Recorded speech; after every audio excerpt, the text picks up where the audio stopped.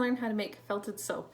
It's a great gift idea, stocking stuffer, great for even just making for yourself, just for a fun activity. You can do this with kids or you can do it all by yourself.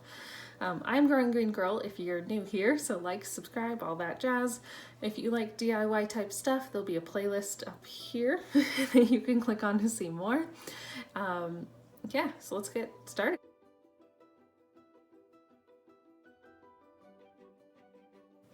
This is the wool roving that I'm using, so it's from a local farm, Lane's End Farm in Lindsay, Ontario, if you were from there.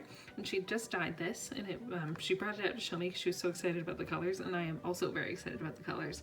It's very fall, winter, but it goes with like growing green with the greens and sort of naturals and the yellow. And it's just really fun. So there's lots of combinations that I can do with this. I believe this is natural, and so is this. But she hand dyes them herself from her own sheep. She doesn't shear them or anything, she has someone else shear them.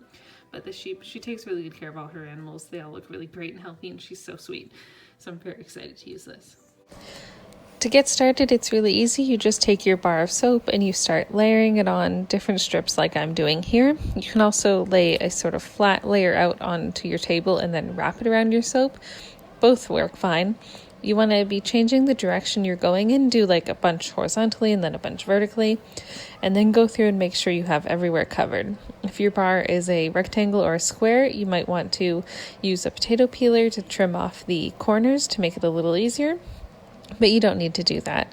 It just helps you have an easier time covering it all up. So you just keep wrapping it around, pulling off little chunks, a little bit at a time, and eventually you will have the whole thing covered.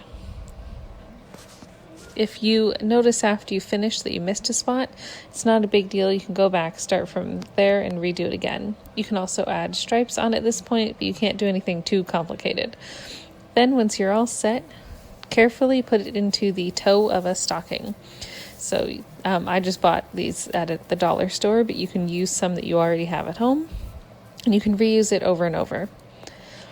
And then you dunk it into your warm water. Make sure your water is warm. It needs to be warm to help the wool shrink around the soap. And you just kind of scrub it up very carefully at first. You don't want to move anything around too much or your wool is going to get messed up. So you do this for quite a while. And you'll see you're losing a lot of soap as you do this. So you want to start off with a bigger bar because you will be losing soap. And once you're done, take off your stocking, and then I like to just dip it in a couple more times. You don't really need to do this step. I just like it. I think it helps keep things more secure. And then you want to try and squeeze out and press down, get rid of all the water, and try and make sure it's as secure as possible.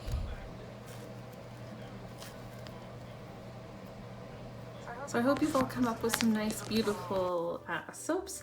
And you could do any sort of pattern you like. So if you've done some, please tag me on Instagram or comment below and let me know. Did you do stripes? Did you do a little present too?